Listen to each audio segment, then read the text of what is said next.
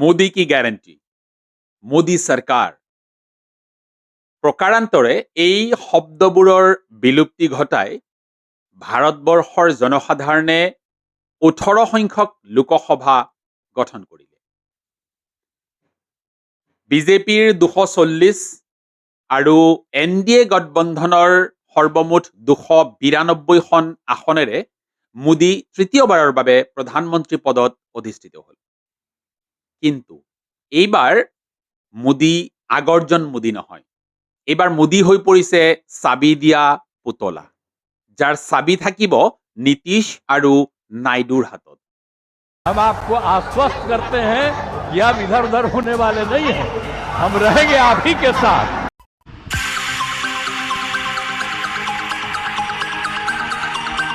তৃতীয়বাৰৰ বাবে প্ৰধানমন্ত্ৰীৰ পদত অধিষ্ঠিত হোৱা মোদীক গদি মিডিয়া অথবা অন্ধভক্তসকলে যিমানেই চেষ্টা নকৰক কিয় জৱাহৰলাল নেহৰুৰ সমকক্ষ হিচাপে প্ৰতিষ্ঠা কৰিবলৈ এই ক্ষেত্ৰত মোদী সম্পূৰ্ণ বিফল।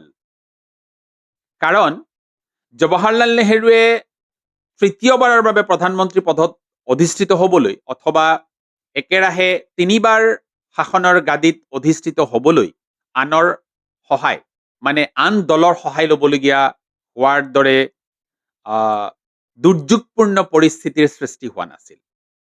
আজি মোদীৰ অৱস্থা এনেকুৱা যে তেওঁ তৃতীয়বাৰৰ বাবে প্ৰধানমন্ত্ৰী পদত অধিষ্ঠিত হ'বলৈ আন দলৰ সহায় ল'বলগীয়া হৈছে। আনৰ কান্ধত ভৰ দি তেওঁ তৃতীয়বাৰৰ বাবে প্ৰধানমন্ত্ৰী পদত অধিষ্ঠিত হ'বলগীয়া হৈছে। তো এইটো এটা দুৰ্যোগপূৰ্ণ অৱস্থা তেওঁৰ বাবে। গতিকে মোদী আগৰ দৰে সেই তেওঁৰ যিটো ইমেজ, সেই ইমেজটো তেওঁ আগৰ দৰে জনসাধাৰণৰ আগত প্ৰতিষ্ঠা কৰিব নোৱাৰিব আৰু জনসাধাৰণেও তেওঁক সেই আগৰজন মোদী হিচাপে কেতিয়াও গ্ৰহণ নকৰে আৰু এয়ে বাস্তৱ সত্য।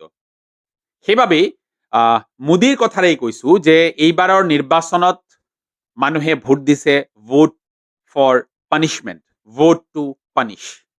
जब चुनाव होता है तो लोग वोट देते हैं सरकार चुनने के लिए, या तो वोट लोग देते हैं सरकार को हटाने के लिए, पर लोगों के मन में एक नई धारा शुरू हुई है, वो है वोट टू पनिश। একেৰাহে 3বাৰ প্ৰধানমন্ত্ৰী জৱাহৰলাল নেহৰুও হৈছিল, কিন্তু এটা দলৰ পৰা এগৰাকী ষ্ট্ৰং লিডাৰ হিচাপে নিজকে প্ৰতিবাৰেই আত্মপ্ৰকাশ কৰাৰ সুযোগ পোৱা জৱাহৰলাল নেহৰুৱে কোনোদিনেই দেশত সংবিধান সলনি কৰাৰ কথা কোৱা নাছিল, দেশত বিভাজনৰ ৰাজনীতি কৰা নাছিল। তেওঁ ভাৰতবৰ্ষক এখন সুস্থ প্ৰজাতন্ত্ৰ হিচাপে প্ৰতিষ্ঠা কৰাৰ বাবেই যুঁজ দি গৈছিল। কিন্তু মোদী তাৰ সম্পূৰ্ণ ওলোটা।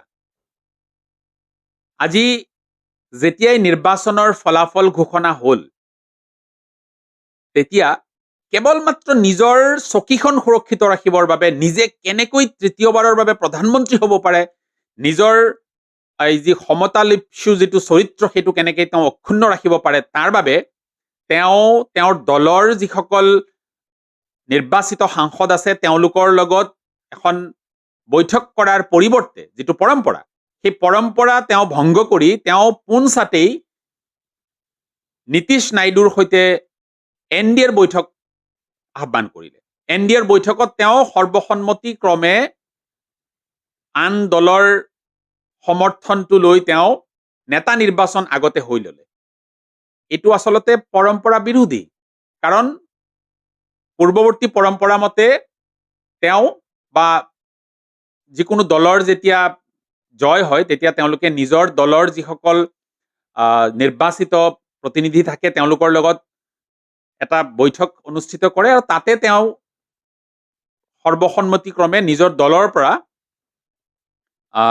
সৰ্বসন্মত সিদ্ধান্ত মৰ্মে দলীয় নেতা নিৰ্বাচন বা দলীয় নেতাৰ হিচাপে নিৰ্বাচিত হোৱাৰ সমৰ্থন আদায় কৰিব লাগে। কিন্তু মোদীৰ ক্ষেত্ৰত দেখা গ'ল সেইটোৰ সম্পূৰ্ণ ওলোটা ছবি এখন। এতিয়া আমি কিন্তু দেখিছো যে এইটো লৈ দলৰ ভিতৰ চৰাত কিন্তু অকণমান এটা কি বিদ্ৰোহ, এটা বিদ্ৰোহৰ উকমুকনি কিন্তু অকণমানকৈ আৰম্ভ হ'ব যেন লাগিছে। কাৰণ বিজেপি দলতো নৰেন্দ্ৰ মোদীক ভাল নোপোৱা বা নৰেন্দ্ৰ মোদীৰ কথা বা তেওঁৰ কৰ্মক সমৰ্থন নকৰা বহু মানুহ আছে, যিসকলে এই কামটো অন্তত ভাল পোৱা নাই যে মোদীয়ে নিৰ্বাচনৰ ফলাফল ঘোষণাৰ লগে লগে নিজৰ দলৰ সাংসদসকলৰ সৈতে প্ৰথমতে বৈঠকত নবহি তেওঁ পোনে পোনে নিজৰ গাদী সুৰক্ষিত কৰাৰ বাবে NDAৰ বৈঠকত তেওঁ অংশগ্ৰহণ কৰিলে বা NDA বৈঠক তেওঁ আহ্বান কৰিলে। এই যে বিদ্ৰোহৰ যিটো উকমুকনি এইটো কিমান দূৰলৈ যায় এইটো কিন্তু লক্ষণীয় হ'ব।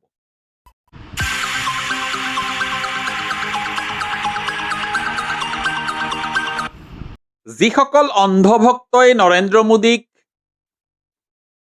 ভগৱান মানৱ, অতি মানৱ অথবা অন্ধভাৱে সমৰ্থন কৰাৰ কথা ভাবে, যিয়েই নহওক যিকোনো মূল্যৰ বিনিময়ত কেৱল নৰেন্দ্ৰ মোদীয়েই ভাৰতবৰ্ষৰ প্ৰধানমন্ত্ৰী হৈ থাকিব লাগিব তেনেকুৱা কথা বতৰাবোৰত যিসকলে সমৰ্থন কৰে আৰু যিসকলে ভাৰতবৰ্ষৰ সংবিধান সুৰক্ষিত হৈ থকাটো বিচাৰে, এখন সুস্থ গণতান্ত্ৰিক দেশ হিচাপে ভাৰতবৰ্ষ বৰ্তি থকাটো বিচাৰে, উভয় পক্ষৰ বাবে আগবঢ়াইছো কেইটামান তথ্য।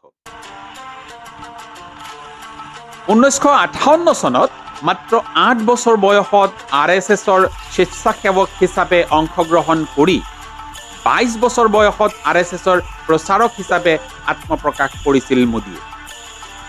1987 চনত বিজেপিত জইন কৰি এগৰাকী সুদক্ষ অৰ্গেনাইজাৰ হিচাপে কাম আৰম্ভ কৰিছিল মোদীয়ে।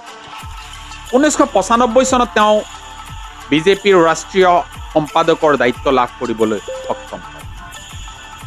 2001 চনত গুজৰাটৰ মুখ্যমন্ত্ৰী হিচাপে মোদী প্ৰতিষ্ঠিত হয় আৰু আচৰিত কথাটো হ'ল যে 2002 চনত বিশ্বকোপোৱা, মই শব্দটো আকৌ কৈছো যে বিশ্বকোপোৱা গুজৰাট সংঘৰ্ষৰ সূত্ৰপাত হয়। 2002 চনত গুজৰাটত সংঘটিত ভয়ংকৰ সাম্প্ৰদায়িক সংঘৰ্ষৰ বাবে সন্দেহৰ আঙুলি মোদীলৈও গৈছিল যদিও মোদীয়ে নিজকে ক্লিন চিট পাবলৈ সক্ষম হয় আৰু তেতিয়াৰে পৰা নৰেন্দ্ৰ মোদীয়ে নিজকে এগৰাকী অতি কট্টৰ হিন্দু আৰু মুছলমান বিৰোধী হিচাপে নিজৰ পাৰ্চনেলিটিটো বিল্ড আপ কৰি মানুহৰ মাজত, ভাৰতবৰ্ষৰ মুষ্টিমেয় জনতাৰ মাজত এটা স্থান লাভ কৰিবলৈ সক্ষম হয় আৰু তেনেকৈ তেওঁ তেওঁৰ ৰাজনৈতিক যাত্ৰা আৰম্ভ কৰে। শাসনত থকা সময়ত মোদীয়ে কেতিয়াও এই কথাটো পৰোৱা কৰা নাই যে তেওঁ এখন বিশ্বৰ সৰ্ববৃহৎ গণতান্ত্ৰিক দেশৰ প্ৰধানমন্ত্ৰী, যিটো পদমৰ্যাদা আছে, কিন্তু সকলো মৰ্যাদা উলংঘন কৰি আমি দেখিবলৈ পাইছো বা পালো যে মোদীয়ে সৰ্বত্ৰতে কেৱল হিন্দু মুছলমান বা বিভাজনৰ ৰাজনীতি হ'ব পৰা ভাষণ দি ফুৰিলে। और पहले जब उनकी सरकार थी उन्होंने कहा था कि देश की संपत्ति पर पहला अधिकार मुसलमानों का है। इसका मतलब ये संपत्ति इकट्ठी करके किसको बांटेंगे? जिनके ज्यादा बच्चे हैं उनको बांटेंगे। কিন্তু নিজৰ দুমুখীয়া এটা চৰিত্ৰ উদঙাই দি কেতিয়াবা ইণ্টাৰভিউত তেওঁ আকৌ ক'লে যে তেওঁ থকা অৱস্থাত দেশত কেতিয়াও হিন্দু মুছলমান হ'ব নিদিয়ে।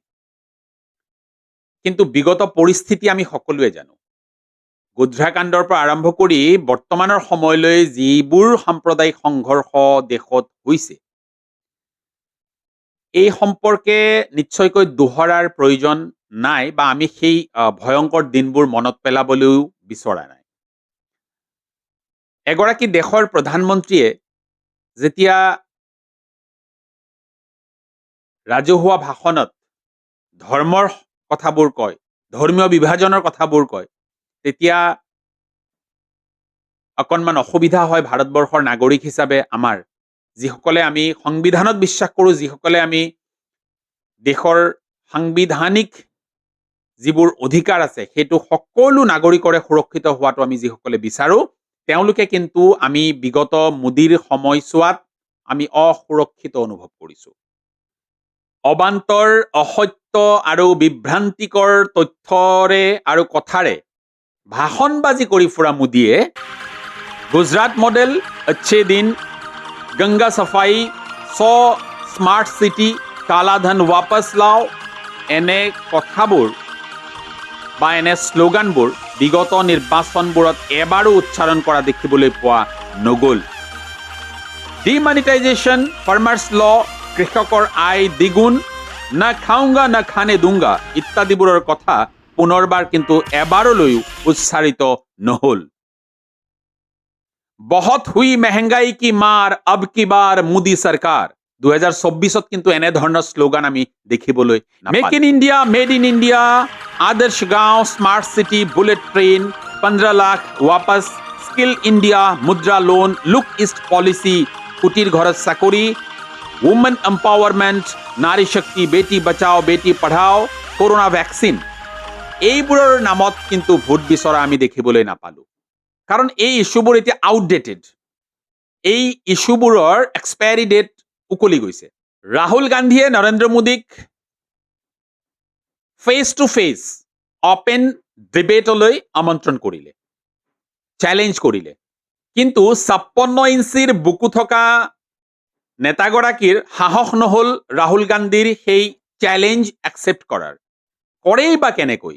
কাৰণ বিগত 10 বছৰত শাসনত থকাকালীন এটাও প্ৰেছ কনফাৰেন্স কৰিবলৈ সাহস নকৰা অথবা আনস্ক্ৰিপ্টেড ইণ্টাৰভিউ দিবলৈ সাহস নথকা মোদীৰ এইকণ সাহস নাই যে বিৰোধী শিবিৰৰ নেতা ৰাহুল গান্ধীয়ে যিটো চেলেঞ্জ তেওঁলৈ আগবঢ়াইছে সেই চেলেঞ্জটো গ্ৰহণ তেওঁ কৰিব নোৱাৰে। मैं 100% किसी से भी डिबेट करने को तैयार हूं, प्रधानमंत्री से। हेलो, मगर मैं प्रधानमंत्री को जानता हूं, प्रधानमंत्री मुझसे डिबेट नहीं करेंगे। নিজকে বিশ্বৰ সৰ্বশ্ৰেষ্ঠ নেতা হিচাপে অধিষ্ঠিত কৰাৰ সপোন দেখা, নিজকে বিশ্বগুৰুৰ আসনত অধিষ্ঠিত হোৱাৰ সপোন দেখা মোদী সম্পৰ্কে এতিয়া ইণ্টাৰনেশ্যনেল মিডিয়াই কি কয় এবাৰ চাওঁ আহক। ৱাশ্বিংটন পোষ্টে কোট কৰিলে, unexpected repudiation of Prime Minister Narendra Modi. Nothing tepid support for his Hindu nationalist party, piercing the air of invincibility around the most dominant Indian politician in decades. New York Times kole, India's election results suggest a setback for Modi. The aura of invincibility around Narendra Modi has been shattered. Modi's Bharatiya Janata Party was poised to lose its parliamentary seat in Ayodhya on Tuesday. It was part of sweeping electoral setback across Uttar Pradesh state, India's most populous, where early results showed the BJP was set to fall nearly 30 seats short of its tally in the last general election in 2019.